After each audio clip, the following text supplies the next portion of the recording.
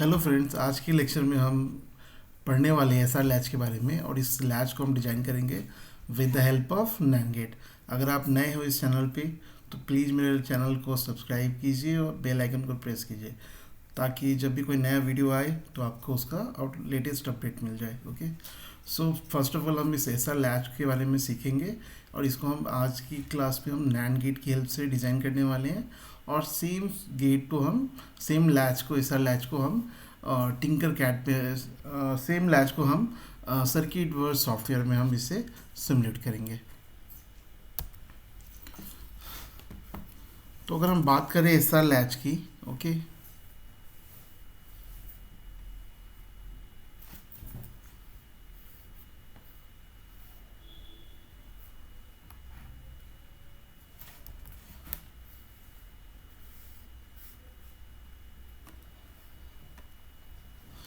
अगर हम बात करें एसआर लैच की तो बेसिकली क्या है, आपको बस दो नैंड गेट लेना है,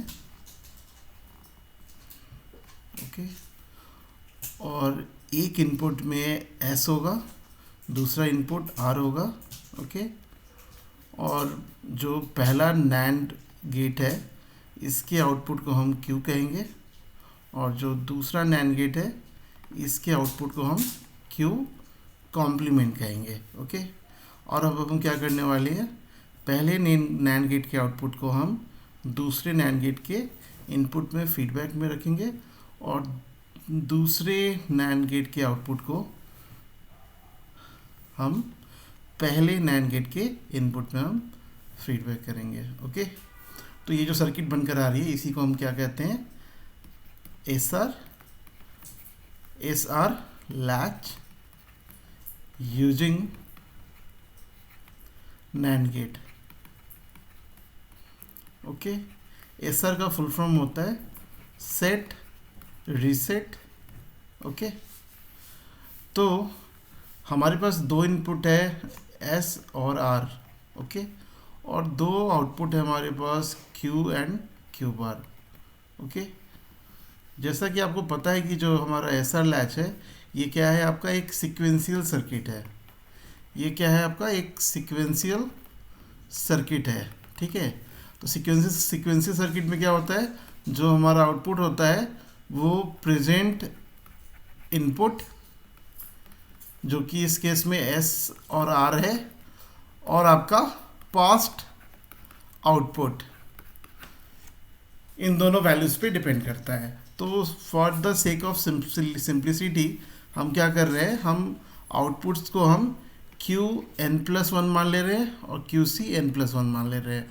ओके, बेसिकली ये क्या डिनोट कर रहा है आपको, नेक्स्ट आउटपुट के बारे में। ओके, और जो हम पास्ट आउटपुट है उसको हम क्यू एन और क्यू सी एन से हम डिनोट कर ले रहे हैं। Okay, N plus one is denoting the future output and Q N is denoting your past output. Okay, तो अगर हम इसका ट्रुथ टेबल अगर हम ड्रॉ करें, अगर हम इसका ट्रुथ टेबल को ड्रॉ करते हैं, ओके,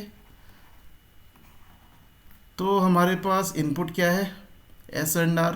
तो पॉसिबल कॉम्बिनेशन क्या क्या हो सकती है, S zero R zero, S zero R one, S one R zero and S one R one. Okay, और ये लैच हम किसकी हेल्प से डिजाइन कर रहे हैं, नैंड गेट की हेल्प से। तो नैंड गेट का ट्रुथ टेबल क्या होता है, अगर हम नैंड गेट के ट्रुथ टेबल की बात करें तो मान लीजिए कि उसका इनपुट ए और बी है और आउटपुट वाई है। तो 0 0 पे आउटपुट क्या होता है, 1, 0 1 पे 1, 1 0 पे 1, और जब ए और बी दोनों की वैल्यू 1 होगी तो हमारा आउटपुट क्या हो जाता है, 0। इसका मतलब ये हुआ, नैंड गेट में अगर कोई भी इनपुट की वैल्यू, अगर एक इनपुट की वैल्यू 0 हो जा रही है तो आपका आउटपुट क्या हो जाएगा, 1। तो पहले केस में क्या है आपका, पहले केस में आपका एस जीरो है, पहले केस में आपका क्या है, एस जीरो है और आर भी क्या है, 0 है। तो इस नैंड वन का जो एक इनपुट है वो 0 हो गया, नैंड टू का भी जो एक इनपुट है आर, उसकी वैल्यू भी क्या 0 हो गई। तो हमारा जो नेक्स्ट आउटपुट होगा, ओके, उसकी वैल्यू क्या हो जाएगी, ऑब्वियसली 1। तो यहाँ पे क्यू एन भी क्या हो जाएगा, क्यू एन प्लस वन क्या हो जाएगा 1, और क्यू सी वन क्या हो जाएगा 1। Okay, so when S zero R zero आपका आउटपुट क्या होगा 1 1। ओके, सो आपको जैसे पता है कि जो फ्लिप फ्लॉप होता है हमारा और लैच जो होती है, इसके जो आउटपुट्स होते हैं दो होते हैं और वो कॉम्प्लीमेंट होते हैं नेचर में। ओके, तो बेसिकली इस केस में क्या हो रहा है, आपका जो आउटपुट Q और जो QC है दोनों की वैल्यू 1 1 हो रही है। ओके, आपका दोनों आउटपुट क्या हो रहा है 1 हो रहा है, तो इस केस को हम कहते हैं हम इनवैलिड। ओके, क्योंकि S0 R0 हो रहा है तो आपका Q के भी वैल्यू 1 है और QC की वैल्यू भी क्या आपकी 1 है। ओके, अगले केस में हम देखते हैं when S is 0 R is 1।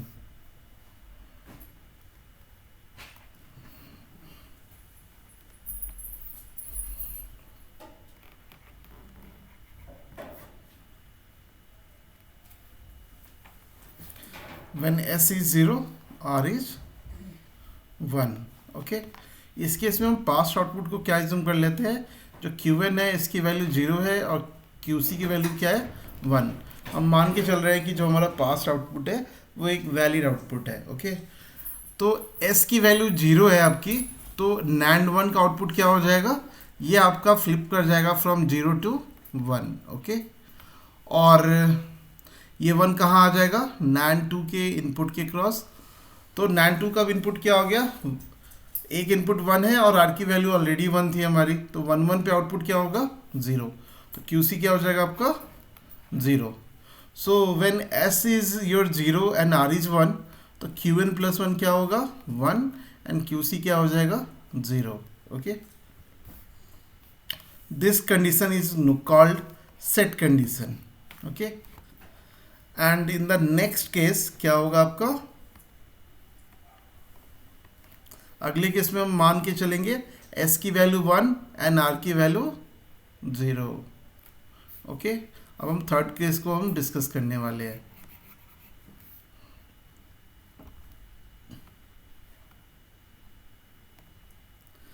Third case को हम डिस्कस करने चल रहे हैं। अब आपकी S की वैल्यू क्या हो गई है 1,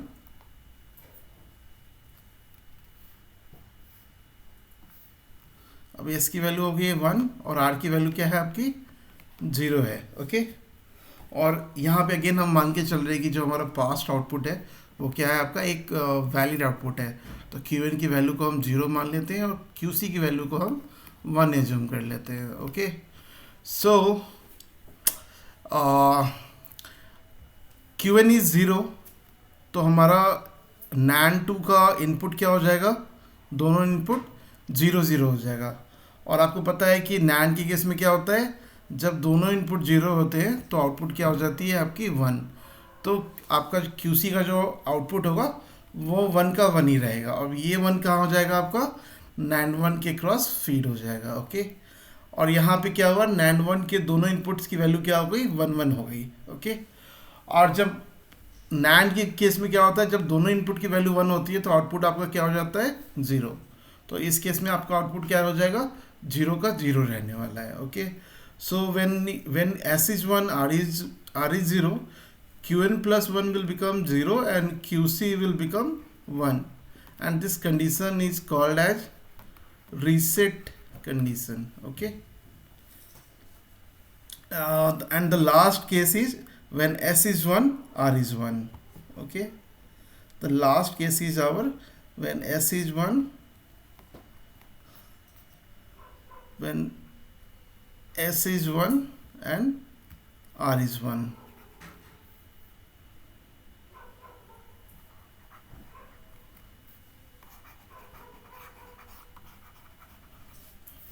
Now I am changing the color to blue. Okay, so again I am assuming the Qn value to be 0 and QC value to be 1, and my S is 1 and R is 1. Okay, so Qn is 0, so it will come as an input to NAND 2. Okay, अब NAND 2 की जो दोनों input है वो क्या होगी 0 and 1, तो QC क्या हो जाएगा आपका 1 का 1 रहेगा, ये 1 अब NAND 1 के इनपुट के क्रॉस जाएगा. Okay, and the inputs to NAND 1 are 1 and 1. Okay, so when inputs to NAND are 1 and 1, the output is your 0. Okay, so when S is 1, R is 1, when S is 1, R is 1, when S is 1, R is 1, and we have assumed कि Qn क्या है आपका 0, Qc क्या है आपका 1, तो हमारा Qn plus 1 क्या हो गया 0 और Qc प्लस 1 क्या हो गया 1. ओके,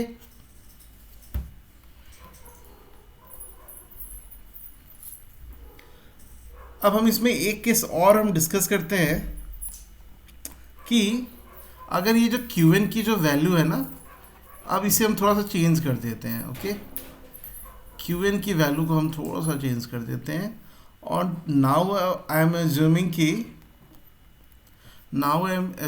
कि Qn, the past value of Qn is 1, the QC value is 0. Okay, so this QC is 0, so it will come as an input to NAND 1. So and for NAND 1, one input is 1, another input is 0, so output will be your 1 only, and this 1 will come across NAND 2 as an input. So now the inputs to NAND 2 are 1 and 1. Okay, so your output will be 0. Okay, so I can say कि when S is 1, R is 1, and I have assumed कि Qn is 1, Qcn is 0, so my next output Qn plus 1 is also 1 and Qcn plus 1 is also 0. So basically when S is 1, R is 1, Qn plus 1 is 0 and Qcn plus 1 is 1. When Qn is 0, Qcn is 1, and it is becoming 1 and 0 when your Qn is 1 and Qcn is 0. Basically it is holding the past values. Okay, basically it is holding the past values. Now I will go to the previous slide. Okay, so the given diagram, the given circuit diagram is of SR latch using NAND. Okay, and these are the possible combinations for input. Okay, when S is 0, R is 0, my input Qn plus 1 is 1 and Qn plus 1 dash is 1. Okay, when S is 1, R is 1, Qn plus 1 is 1 and Qn plus 1 dash is your 0. When S is 1, R is 0, the outputs are 0 and 1, and when S is 1, R is 1, the outputs are basically Qn dash. Basically this condition is called hold condition. This is your reset and this is your set, and this is your invalid condition. Okay,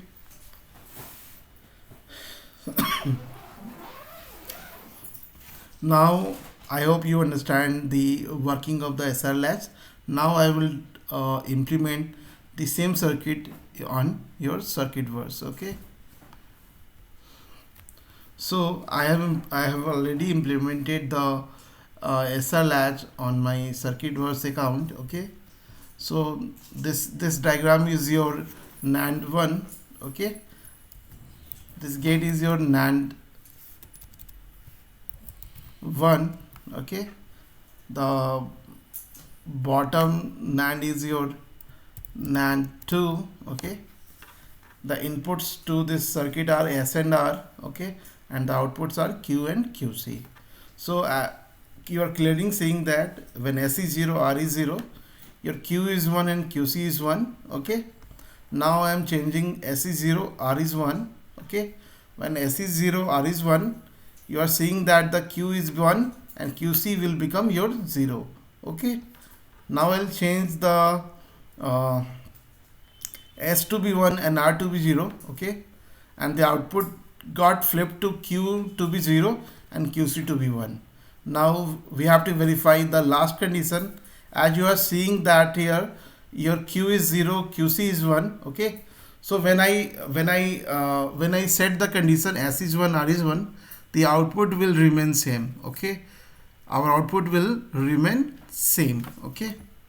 So when S is 1, R is 1, your output is Q is 0, QC to be 1. Okay.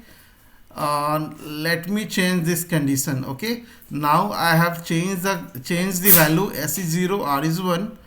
So my output is Q is 1, QC is 0. Now I will check the condition when S is 1, R is 1. My output Q will be 1 and QC will be 0. It is clearly when I am setting the S is 1, R is 1, it is holding the pass value. Now the last condition is, okay, when S is 0, R is 0, okay, when S is 0, R is 0, your Q is 1, QC is 1. Okay. I hope you understand the logic of the SRA flip latch and its implementation on simulator circuit called Circuitverse. Okay. If you like the video, give us a thumbs up and share this video with your friends. Thank you so much guys, मिलते हैं next video में.